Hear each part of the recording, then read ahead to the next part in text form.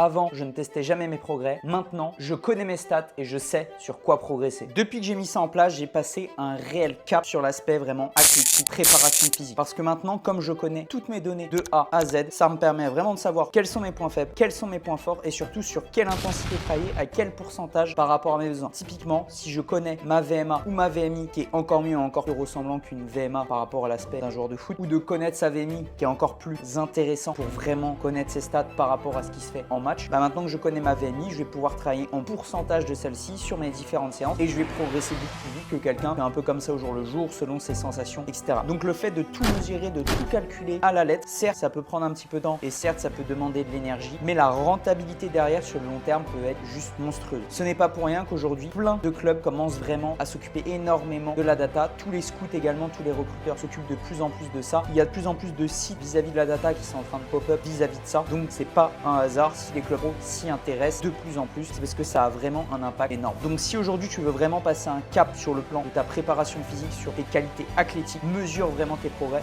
mesure où est-ce que tu en es, analyse, prends des chronos, prends des stats pour vraiment ensuite performer et adapter tes séances par rapport à ça.